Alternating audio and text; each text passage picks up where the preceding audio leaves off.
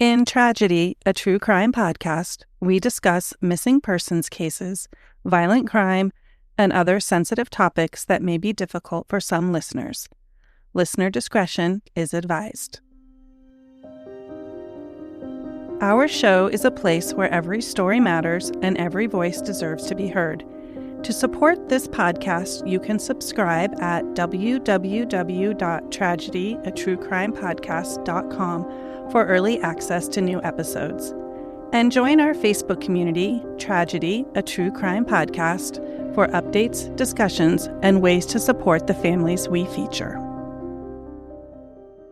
Welcome to Tragedy, a True Crime Podcast. I'm Elisa. And I'm Michael.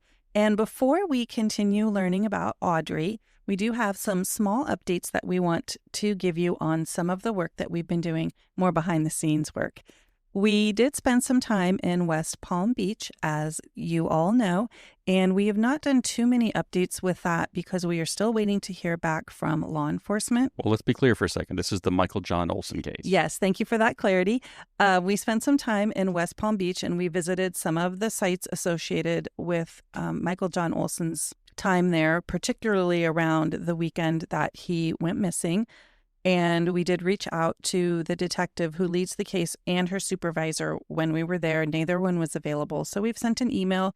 We're working with the family to see if we can get more information on where they are. The last we knew, they were continuing to work on potentially looking deeper into a person of interest. So until we hear more on that, we'll kind of hold here, but we are working on that one in the background. We also spent some time in Bristol, and this is Cody Haney. And you all know we drove on over there. We spent some time. We met his mom, Michelle, which was great. We're kind of in the same place with this one that we are with Michael John Olson, with the exception that we have heard from the lead detective, which is really great.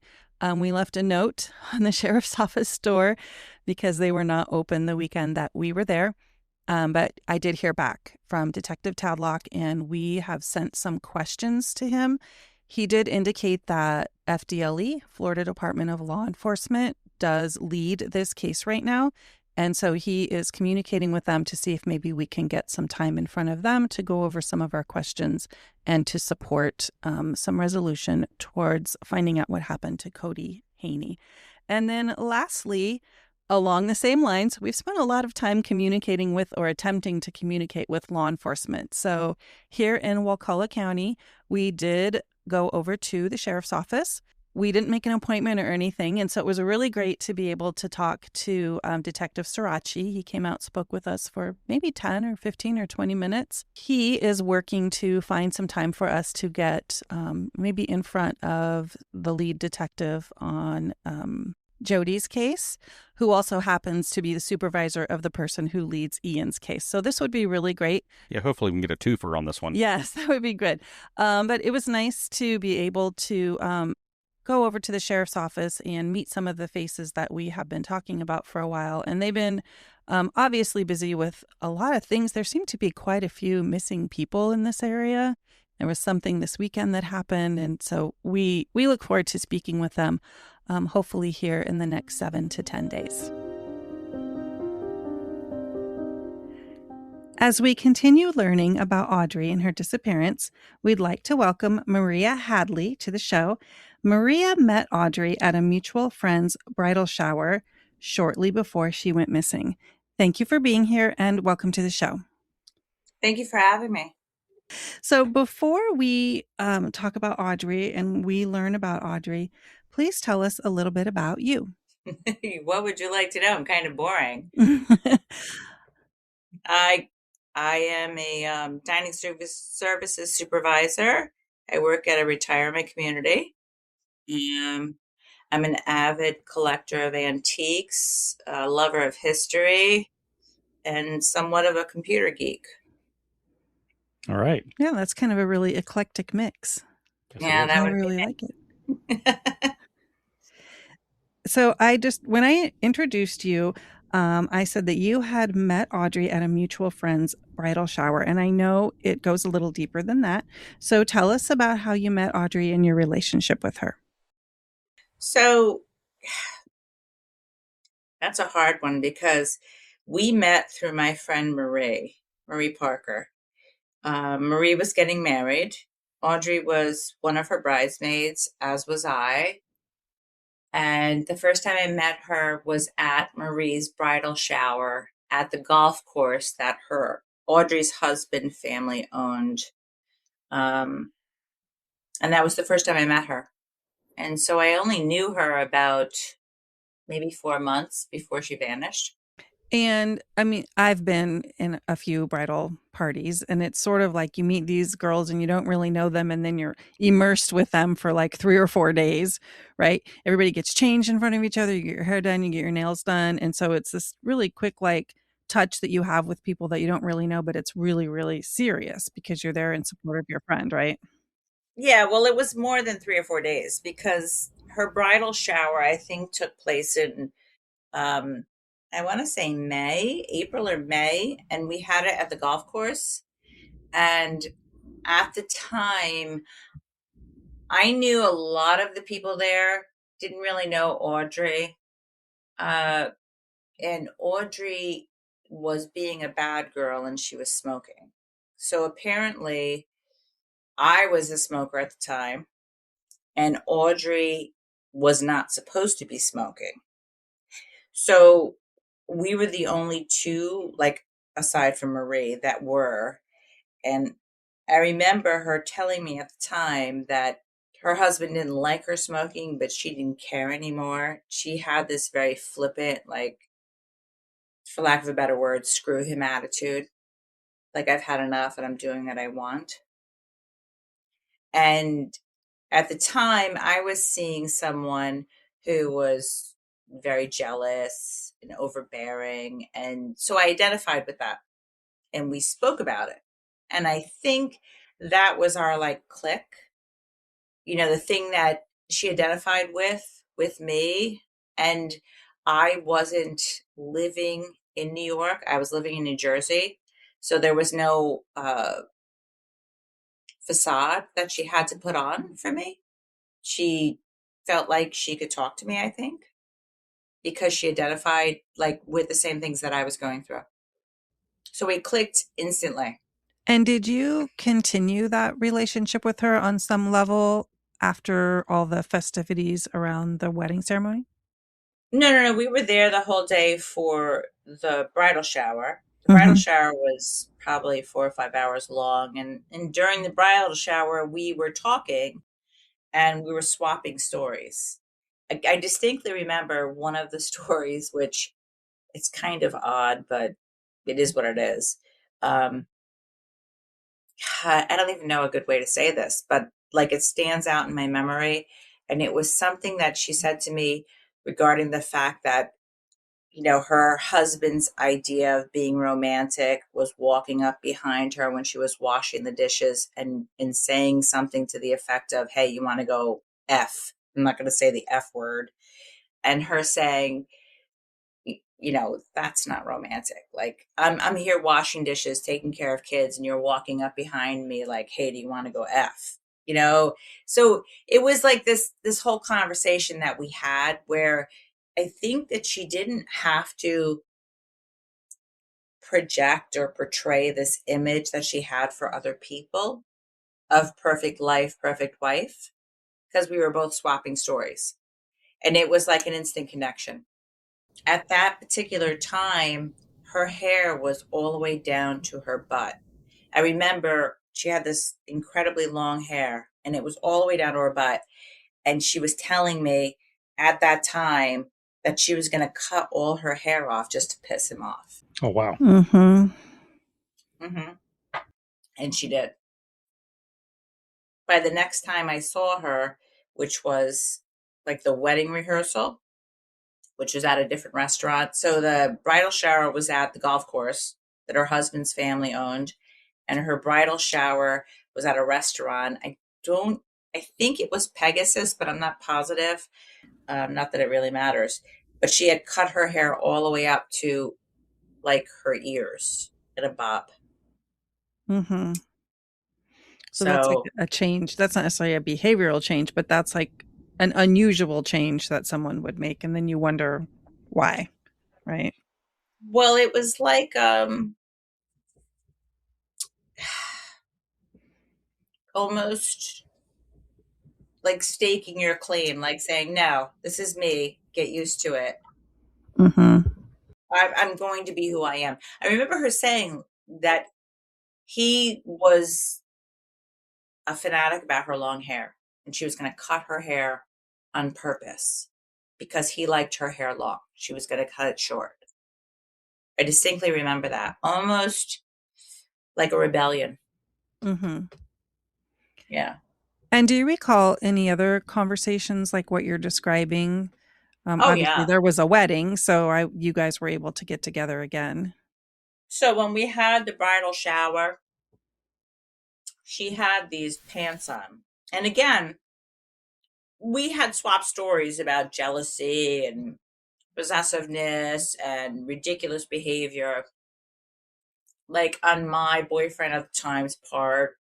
And she was talking about Jeff. And so she felt comfortable, I think, talking to me because I wasn't living up there. I wasn't in the friend circle. It wasn't like I could, well, I was in the friend circle, but it wasn't like I would be there to spread like the rumors kind of thing. She didn't have to hide what was happening or who she was. And at the rehearsal party, she had these pants on. They were like palazzo pants, and they were sheer, and they had an underlining that was black, like an overlining that was like a black sheer material. And she was talking about how angry he was that she had worn them. And she had cut her hair because at this point her hair was up to her ears. She had this little page cut, like bob kind of thing. And she was out on the front steps of the restaurant. I was out on the front steps of the restaurant, and we were both smoking, being bad girls because he was angry. He didn't want her smoking. This was like a month later, 2 months later, whenever it was. And she was talking about how angry he was that she was wearing these pants. And I distinctly remember her turning around and flipping the pants up so her butt was hanging out and saying, like, screw you, Jeff, I don't care if you like it or not. She was being rebellious. Do you know if she did this other times or was this unique to you and her relationship? Well, it's funny because after she disappeared and Marie called me, I said to Marie, well, things weren't good. They were having issues. And Marie said, what are you talking about? And I said, wait a minute. Like, you don't know? And Marie said, I have no idea what you're talking about. Like, as far as I know, everything was perfect. Mm-hmm. And that's when I realized that she was probably spilling to me because she could. She didn't have like this identity to hold up to people that everything was great. I mean, I didn't realize it at the time either. I had no idea that they were like building a new home and moving into a new home and everything was supposed to be perfect. I assumed that everyone knew exactly what I knew. When I told Marie, hey, this happened, that, she said, what are you talking about? She had no idea that there was any issues at all whatsoever. So I think she was talking to me because I was going through something similar. I was dealing with jealousy and ridiculousness, and she felt comfortable. Sometimes you identify with somebody who understands your situation, and you don't want to tell somebody else who has like the perfect marriage or everything is happy, Mm-hmm. It's interesting to me that no one around you noticed this. I don't think she told anyone. Well, even just like some of her behavior, like any comments around her haircut, and like no one saw They her did doing this. notice the hair. Okay, They did notice the hair. Everyone was shocked when she cut her hair. That everyone was shocked by. but no one else witnessed the behavior you're talking about. It was just around you. No, I'm not going to say that because during the actual wedding, after the wedding, when we had the reception, there was some, like eyebrows raised because, you get up and you do the first dance kind of thing. Mm-hmm. Oh yeah. And as a bridesmaid, you have to dance with your prospective or respective groomsperson. And she was having an issue because Jeff was not happy with the fact that she had to get up and dance with, the person that was in the wedding party, and that I had to get up and dance with the person that was in the wedding party. For me, Michael was giving me a hard time, who's my ex, and her husband was giving her a hard time, and other people did notice that. So, but that was all kind of talked about afterwards, not at the time. You're at a wedding, it's not like you're going to be like, hey, did you see what happened? It was in hindsight, you know. So tell us about the circumstances around her disappearance. So I found out the day of. Now, the circumstances of her disappearance, I wasn't there, so obviously I don't know. Mm-hmm. I only know what I was told. Okay. I remember Marie calling me, and I want to say it was the day after. I don't know if it was the day of. It may have been the day of. I'm not positive. But I remember Marie calling me, and she was very, very, very upset. And she wanted to know if there was anything I could do. Because Marie doesn't really understand anything IT or computer, but she knew that I did. So she thought that maybe I could find something out. And I had to tell her, hey, listen, there's only so much I can do. This is very early in the days of cell phones. It's not like you can like go online and track a cell phone but she wanted to know, is there anything you can do? Can you look anything up? There wasn't much I could do in the beginning. There really wasn't. She got me involved. She called me up. Hey, this is what happened. What do you think we could do? And I said, well, we need to get a hold of her VIN number. We need to fax her VIN number to every Jeep dealer, parts place, because Jeeps are kind of specialized. Everyone is always looking for Jeep parts and vintage Jeep. People love that. So we got her VIN number, and I faxed it everywhere that I could think of, because back then faxes were still in wide use. Any place in the United States that I could find that dealt in Jeep parts or Jeeps, period, I faxed her VIN number to rather. Also, I faxed every hospital, like within a 4-state area, every mental illness facility, every homeless shelter. I made like a flyer and I faxed them everywhere. Anything that I could think of, police stations, just sent her information out everywhere that I could think of, basically. And it kind of grew from there. So I don't know if it doesn't seem like, unless I'm getting it incorrectly, that you weren't necessarily local to where this happened. So did you hear anybody talk about anything like unusual or odd that happened in like the days and weeks leading up to her disappearance? Anything that I would have heard would have been hearsay. It would have been like second party. I Uh-huh. did hear a lot. I heard a lot from Marie. I heard a lot from Audrey's father.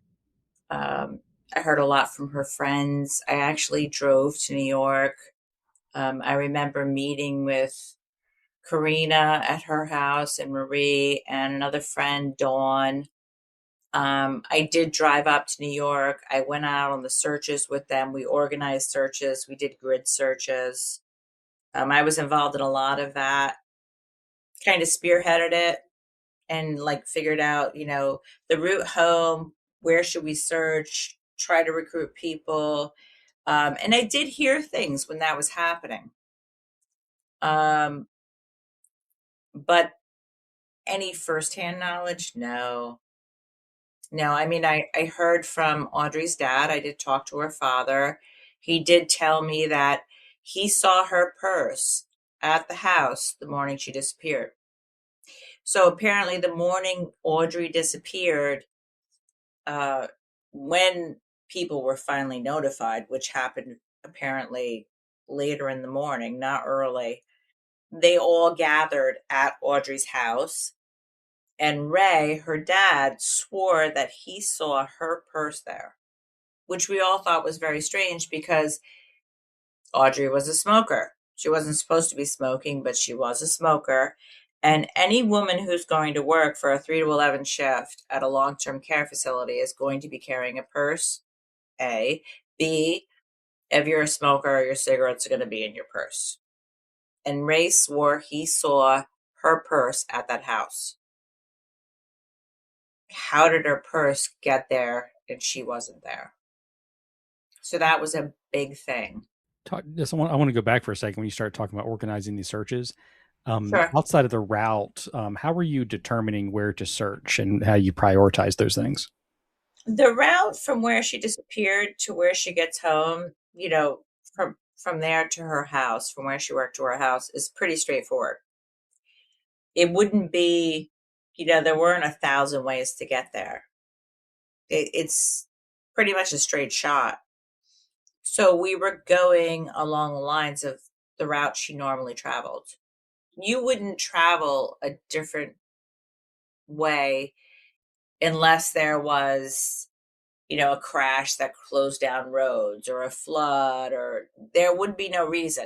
And the night that it happened, it was, from what I understand, there was light rain, but nothing that would close down a road.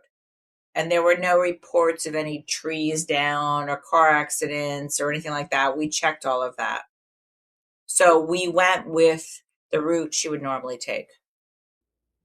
All right. And now I want to go back to the purse. So we have someone who saw the purse again? Her father told me he saw it at the house, that he saw it on the counter. But we don't have it now. Nobody does now. And there were other things too. There were other things that people talked about, like the fact that supposedly she was giving away baby clothes and they were in the back of her car. That came up later. There was something about a spare tire that should have been in the back of the Jeep, but was actually in the garage. Never really got any kind of confirmation on that. But supposedly this spare tire should have been in the Jeep, but was found in the garage, which makes no sense. Someone said that she was supposed to meet somebody to give them the kids' clothes that they had grown out of. But when the police supposedly spoke to Jeff, he never mentioned that. I don't know. It's kind of weird. That is strange. And I assume we don't know at this point if she was going to meet with someone, we don't know who that was. No, never heard that. There were a lot of things that were said. It was very strange. The whole thing is strange.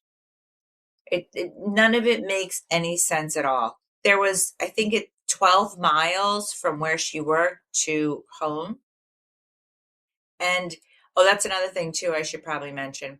So it was a well-known fact, and Audrey even spoke of this herself. Whenever she was anywhere, for instance, when we were at the golf course for the bridal shower, Jeff called her probably 4 times. He was constantly calling, constantly checking in. And this was normal behavior, I found out later. The kind of annoying calls that, hey, what are you doing? Where are you? Like, you know exactly where I am. Why are you calling me? Kind of thing. Apparently, that was normal for him. And the night she disappeared and she didn't get home, he never bothered to call or look for her or wonder where she was. And he was home sleeping and it was no big deal. That's not normal behavior. If you are constantly checking in on somebody and then all of a sudden you're not checking, I don't know. Strikes me as not normal. So she did have a cell phone. I have to kind of think back as to what 2002 looked like and what kind of technology we had. One of those suitcase kind of, the big ones. Yeah, we had cell phones, but it wasn't the cool stuff we have now. Cell bricks. It's they were a little bit large. I remember they nicknamed these they called them bag phones. I remember these. Kind of, yeah. I mean, we're a little bit past the bag phone, pretty much still at the bag phone stage, because I remember having like a bag phone in I don't know, 94 or something, 95. But yeah, it was kind of along those lines. And apparently it couldn't be tracked or traced. So the last time she's seen is when she left work and it was 11 p.m. and that's her normal shift. Yes. So apparently, according to what everyone says, she had gotten a raise. She called home that night. She told him that she got a raise. Who knows what the conversation was? Um, but she didn't say, "Hey, I have to stay late" or anything like that, because she wasn't. And she left at 11 o'clock, and then nothing. Do we have any proof she left at 11? Oh yeah, they have proof. They know that she worked a certain shift and left. Yeah, she didn't Mm-hmm. work over. As a matter of fact, there was a coworker who said that she was following her, and I don't know if that was disproven later. I'm not sure. I think it was someone said that they had followed her to Ross Ruland Road or something like that and then turned off. But then I heard later that the woman who stated that said that she was just trying to help and she didn't actually follow her. So I don't know. That's interesting. I don't understand how being dishonest helps anybody. No, it doesn't help anybody. Not really. Yeah, but we have tried to get clear answers and never really gotten them. So And her typical pattern was just to drive straight home. yes, yes. And even more than that, the fact that her daughter Sancia was coming home from Florida. Her daughter had been away with her mom and her daughter was coming home. So her daughter was due to return the next morning. Audrey was supposed to pick her up the next morning, her oldest daughter. So a lot of people thought, hey, maybe she went to her mom's house to pick Sancia up. But that wasn't the case, obviously. It blows the mind how a person can just vanish from point A to point B and it's only 12 miles. It doesn't make sense. Yeah, that's one thing that's been fascinating to us when we've gotten into this is because, we have one that we are working on that the distance is a mile and a half. And we That's know, ridiculous. we know when they left and they never arrived where they were supposed to be. And that's been since 1979. That blows the mind. It does. Mm-hmm. It's you lose things. You lose keys. You lose your glasses. You might even lose your phone. But how do you lose people? And How cars, people and cars. an entire car? And not only that, but if the car is full of baby items and something happened that wasn't supposed to happen, let's say that it's a crime of circumstance. Wouldn't there be something on the road? Anything? Mm-hmm. No purse, no ID, no clothes, nothing, no car. That I'm sorry, but if a crime just happens out of the blue, there's something. And there was nothing. There were no skid marks on the road. There were no uh, guardrails that were damaged. There were no trees or bushes that a car could have crashed through. I don't know if you're familiar with that area of upstate New York, but I'm very familiar with it. And the brush on the side of the roads is so thick that if a car went off the road, you would see where it entered. It You would would leave like see, a scar. sure, in the Yeah. trees and the brush. There's no way that could happen without some sign of it. And we literally had, I would say, maybe 80, 100 people, and we walked those roads and we walked into the woods, and there were no signs. It's just not possible. It's not possible. It's not possible that her car went off the road. Is it a heavily traveled road? I mean, I know it's 11 o'clock at night, but it's still summer. That road is not heavily traveled at 11 o'clock Okay. at night. That's the Right. country. It's a bypass. So there's two roads going one way, Mm. two roads going the other way. There are guardrails on both sides.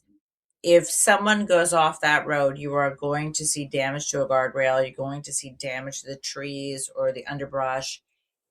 And there are not a lot of people. Mm-hmm. If somebody gets into an accident, it would be obvious. So all of the theories about her going off the road or into a pond or into a lake, I don't see how that can be possible. Not knowing those roads the way I do. And sometimes people talk about, oh, someone got disoriented and they made a wrong turn and they ended up in a place, but it sounds like this is not a new drive for her. So that would No. be quite unusual. Oh, that would be very unusual. No. Mm-hmm. She was young, she was healthy. There would be no reason for her to be disoriented in any way. She had just gotten out of work. It's 11 o'clock at night. And I don't care what anyone says. I can't recall every single conversation I had with her, obviously, word for word at this point. But I had enough conversations with her about jealousy and, being, spot on, watching every single thing you're doing. From what she told me, there is no way that she did not show up at home from her job at that time of night and not have Jeff wonder where she was. There's absolutely no way. I don't care what anyone says. There is no way that he would have just been home sleeping and woke up the next morning and called. Like, no. Mm-mm. With the conversations I had with her, he was the kind of man who would have been awake until she got there. It's Are just there other not. people at the house? I know her Her two child was. youngest her two Oh, youngest children were home. Her mhm. oldest daughter was with her mom, Right. She was out of town. right? And the only ones home were the two youngest ones, and they were so young that they could have been home sleeping. And Who knows? Yeah. yeah, hmm But we don't have like a 12-year-old or a 13-year-old who would be like, hey, no, dad wasn't here for a while. or would have heard anything or seen anything. And the fact that it took so long for him to even tell anyone she was missing, and we all heard, and I believe it was verified, but don't quote me, that he called his father at 3 o'clock in the morning. So your wife's not home at 3 o'clock in the morning. You're not calling her job, but you're calling your father for what? To ask him if he's seen your wife? Hmm. Come on. So you call your dad at 3 o'clock in the morning for who knows what reason. I have no idea. But you Mhm. don't report your wife missing until after 10 a.m. the next day? And you're jealous and you're always wondering where she is? Come on. Mhm. Am I crazy? No. I mean, we think a lot about, and you've heard us already do it, like people's behavior, changes in behavior outside the routine. And what it sounds like you're describing is a change in behavior as not following up all the time, not calling and checking. Well, if that's what he's always doing, and this happens to be the night he doesn't do it, and it happens to be the night she disappears, well, that might be significant. Exactly. Well, the other Don't thing get me too is wrong. I'm still thinking the 3 o'clock in the morning. Even if his wife wasn't missing at this point, um, if I'm calling someone at 3 o'clock in the morning and waking them up, it's going to be really important that I'm doing that. Right. So the Right. contents of that conversation all by itself is interesting. Apparently, no one knows what the contents were. And now I can't say this for a fact, but I have heard this numerous times.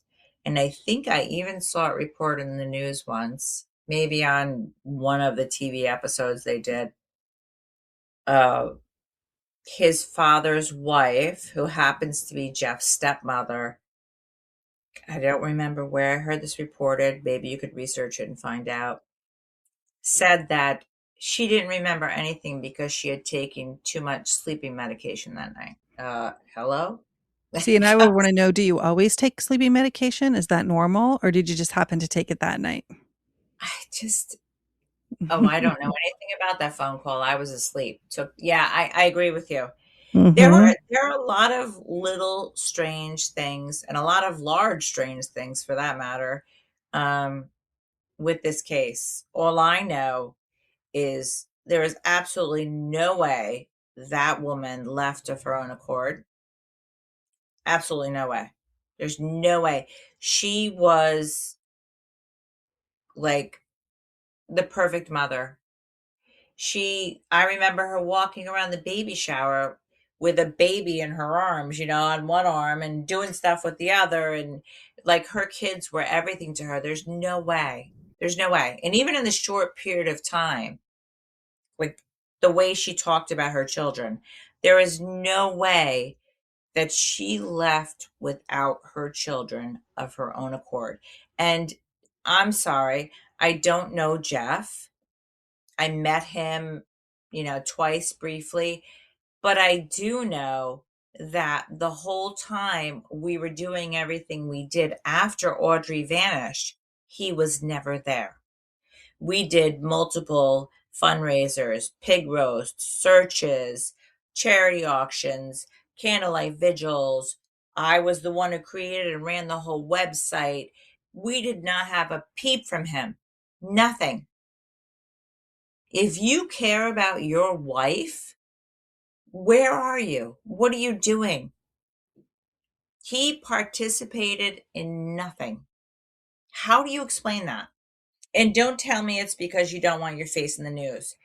That is not good enough for me. There were no news agencies at a lot of these things. We were begging for media coverage. Nothing. Nothing. You care? Where are you? What are you doing? You would be the person most likely to get coverage from the news, and you're not saying a word. Why? Did he ever try to explain that? No, he did not. Apparently, we found out later on because the Montel Williams show finally got back after like much begging on our parts. I remember emailing everybody and their brother because I was like the media contact. I was the person who did all the emails, everything like that. And we finally got Montel, and Marie and Karina went on the Montel Williams show. We found out at that time that Montel Williams had contacted Jeff early on in the investigation to have him on the show, and he refused. Why would you refuse? If you don't know where your wife is and you want to know, why won't you go on TV and scream to the end of the earth, hey, I want to find her? I'm not asking a lot right here because this, I'll be honest with you, Maria, this is blowing my mind. Mm-hmm. Well, I mean, there's so much more. There's probably things that I'm not even remembering. You have to remember this happened, what we're talking about, 24 years ago going on. Mm-hmm. I mean, not one bike run did he ever come to, not one pig roast, not one fundraiser, not one candlelight vigil, nothing. And it wasn't like we were all standing there pointing a finger at him. We weren't. None of us were. As a matter of fact, in the beginning, Marie went straight to the house and was more than compassionate. She was worried about him. It wasn't until time went on that Marie started to like raise an eyebrow. And after Marie and I spoke and I told her about some of the things Audrey said, she had no idea. She had no idea. She thought their marriage was perfect. None. And Marie was actually kind of angry about it. Why was she talking to you and not me? And I said, well, Marie, you had a great marriage. She had a great marriage, or so you thought. It was the Stepford Wives community.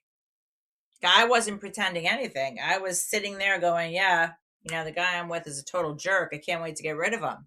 So she felt comfortable being honest. And that's just normal human behavior. Mm-hmm. I don't think Marie even suspected anything about Jeff until she started to hear these stories from other people. And in hindsight, I remember her saying to me, that's odd, but now that I think about it, Jeff really wouldn't let her take the kids anywhere. Like his kids, let me correct that. So Sansia was Audrey's from a previous relationship, and the other two children were Audrey's and Jeff's. And if Audrey wanted to take Jeff's kids and her kids anywhere, she had to like get permission from him. And he had to be there. Like if she had to go anywhere, he would stay home with the kids. So it was strange, very strange. But nobody really put those things together until after everything happened. Mm-hmm. You know, you have, this image to uphold. You don't want to let other people know, like when everybody is perfect, that you're the imperfect one. What do you think it would take, or what are some missing pieces that might move this case to some sort of resolution? Jeff never finished a lie detector test. Not that that really means anything because they're neither here nor there, but the fact that he was in there and he was pulled out by his father, that's kind of telling to me. It's really more of an investigative technique than anything else. But if you're innocent, why is your father coming to pull you out of it? Um, I would love to know what the private investigator found because he apparently had a file that he sent to the prosecutor. I know that his name is Gus, and Gus did tell me that he found evidence of something the size and shape of a car under the ground with metal detecting radar at the golf course. And when Gus went there to the golf course to discreetly investigate and they found out who he was, they threw him out. I would love to see what Gus uncovered, but he didn't want to do that because he didn't want to jeopardize the investigation. I would love to read that file. I would love to see that file. I wish he would release it. I even asked him to, but he won't. He sent it directly to law enforcement. I would love to know why they haven't investigated Jeff more thoroughly. From what I understand, they stayed at his house for quite some time. And because they thought it might be like a kidnapping ransom thing and they wanted to be there to man the phones or whatever, or who knows, maybe it was just an investigative technique so they could stay there and gather evidence. But to be perfectly honest with you, if whatever happened to her in her car, there would have been no evidence in the house anyway. I know that Audrey had left him once before. Audrey and him had broken up and she had moved out and she was self-sufficient. She would have had no problem doing it again. I would love to know more about the phone calls that took place that night. And I would love to know more about the whole Russian mafia connection myself. Apparently that was investigated and they knew about it and they even admitted it, but it hasn't gone anywhere. I think, I honestly believe that we're never going to find out what happened to her. I think that what happened to her was done so well. I mean, if the crime occurred within the confines of her car and her car was just taken away, there is no evidence. Yeah. Literally. And they actually did catch up with him, and I don't remember if it was Crime Watch or whatever show it was on TV. I'm sure you guys have found it by this point and watched it. But they caught up with Jeff's father and they got him like in a little bit of an interview on his lawnmower. And have you watched that? No, I have I have not. You have to look it up. I think it was Crime Watch Daily. I'm not even sure. But there's a part where the investigative reporter goes up to him and he's on his lawnmower. And now no one in that family ever agreed to being interviewed. And when they interviewed him, they caught him like off the cuff. And he laughed and made a comment about how someone must have put her Jeep in the back of a tractor trailer and trucked it away. And I'm thinking, this was your daughter-in-law, the mother of your grandchildren, and you're laughing? You need to watch the interview. Let's just put it that way. Oh, we're definitely going to watch the interview. You need to. You really need to. I would love for someone to gather everything there is to gather. I I'm sorry, but if her husband had nothing to do with it, why doesn't he come out and talk to anybody? Why doesn't he say, "Hey, how dare anyone accuse me? This is what happened. This is everything that happened. I'll willingly go for a lie detector test. Here's my phone records." Anything. No, it just shut the door in your face and that's it. And then you have his father laughing on a lawnmower about her car being packed up in a tractor trailer and taken away. I I I, I don't know. It's beyond me.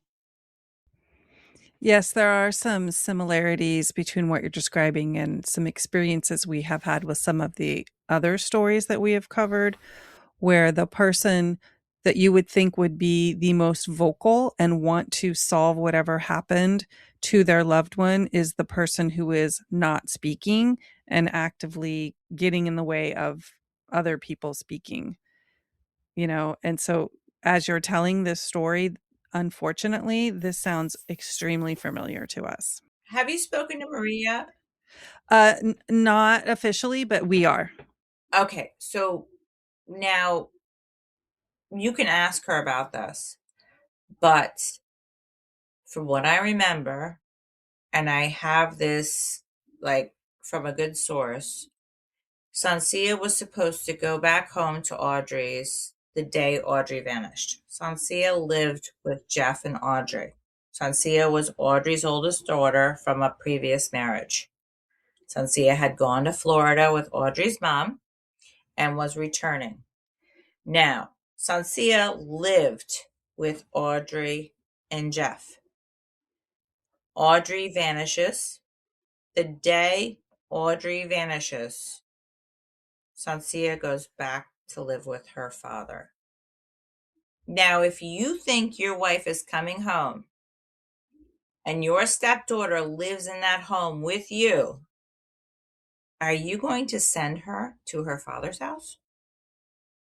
Are you going to bring her home and hope her mother returns? And don't tell me about, custody battles or court cases or legalities. This is like the first 24 hours that she's vanished. And you're not letting her come home to her bed in her room. You're sending her, packing her off to live with her father. If that was my daughter and she lived with me and I vanished for whatever reason, and my husband expected me to come home and he sent her packing to her father's house, I would kill him. So if Jeff thought Audrey was coming home, why did he pack up her daughter and ship her off so fast? Am I crazy? No. No, you're not. I mean, Okay, you to lost have that your happen within mom. 24 hours, Yeah, and you then lost your mom, and now you lost your home, and now you lost your brothers and your sister, your brother and your sister. It's all gone. wow. Mm-hmm. Yeah, that doesn't sync with me. It doesn't sit with. It doesn't sit well with me. It doesn't sit well with me that I heard Jeff told them the spare tire was in the Jeep and it was in the garage. I heard Jeff never told them about the baby clothes in the car, and my mind wanders. Were the baby clothes in the car because she was leaving you? Is that why you didn't tell anybody? Did she tell other people the baby clothes were in the car because she was giving them away because she didn't want to tell people she was leaving you? Did she call you up that night when she got a raise to say, Mm. okay, I just got a raise and guess what? I'm done. I'm leaving. I'm coming home to get the kids. Like maybe she'd been slowly transporting things to a different location. Right. Why were the baby clothes in the car? And then Mm-hmm. we found out she had a doctor's appointment that she was supposed to be at and never made it to because she vanished. And what was the doctor's appointment for? Some people speculated she was pregnant. Nobody knows. Those things Mm-hmm. aren't being talked about. But how do you make a human being and a Jeep disappear? in 12 miles with no traces. Nothing. Not even a McDonald's wrapper thrown out of the car. Like nothing. Mm-hmm. And the unfortunate reality is we have covered 5 stories of people whose cases are unsolved. And what you were just describing is happened in at least 3 Right. of the Oh, 5 that we have where it just whoosh. yeah. Now, Well, when we got involved in this, we started getting involved with uh, the Center for Missing People yep. Persons in Albany, New York. We got involved with Q. We would go every year to like the meetings they had. Um, and one of the things I remember doing with Marie is we were doing like this candlelight vigil where we had people from all over the country send candles in for this candlelight vigil because when we launched the website, we worked a lot on different events to draw attraction. And one of the things I remember doing for this candlelight vigil was I set up this whole huge, almost like the candle stands that you see in churches with the individual candles. And I did this huge display of just all the missing children in the state of New York. When I realized how many people are missing, how many children are missing, it blows the mind. Mm-hmm. Yeah. It blows the mind. It is hard to fathom. And I like printed out every face and put it behind the candles, behind the votives, and this whole huge setup to see all of those faces of all those little children that just vanished. Never mind the adults. The kids hurt more. But I had Google News alerts set. Like from the day Audrey vanished, I did Google News alerts for bodies found, remains found, unidentified people, in mental institutions. And every morning I would get up and sit on the computer for 3 or 4 hours and just comb through every single one of them. It got to the point where it was unhealthy and obsessive because I couldn't stand the fact that there was no answer. There was no answer. How is there no answer? And still, no answer. Yeah, and we are just getting to scratch the surface of what you are describing. I have joined now recently, since we've started our work on this podcast, several Facebook groups about either like Map the Missing or specific to people who are missing. And every day someone sends me another one. You should join this group. And it is, I mean, we're several years behind this experience that you are having, but I'm Mhm. understanding what you're saying, Yeah, right? there's Q, there's NamUs, there's CODIS. One of the first things I did when they launched it was you could have your DNA profile done and you could upload your raw DNA to GEDmatch, which is a DNA profiling system that police enforcement uses for reverse genealogy. And you can agree to let, police enforcement use your DNA. Like everything you could possibly think of. Save searches and news alerts for the jewelry she was wearing, the scrubs she was wearing, anyone, that is between the ages that she was when she disappeared. It's Mm-hmm. it's the worst kind of puzzle there is. The kind of thing that keeps you up at night.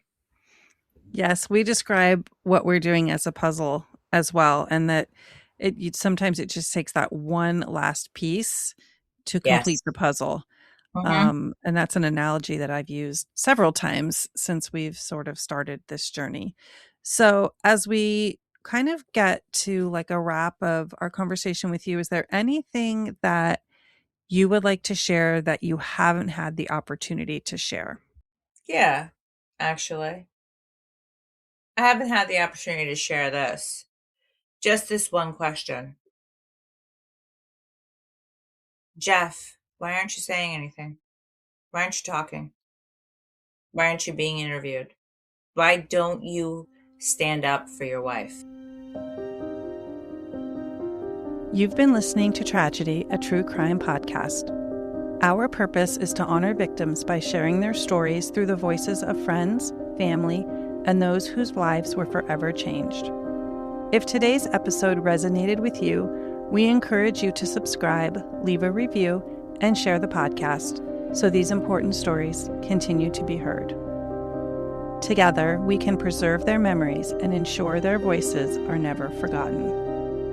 If you have ideas for cases we should cover or questions about what you heard, you can connect with us through our Facebook group, Tragedy, a True Crime Podcast, on X at Tragedy Podcast, by email at tragedyaTrueCrimePodcast@gmail.com, or by visiting our website, www.tragedyaTrueCrimePodcast.com. Thank you for listening, and we hope you'll join us next time.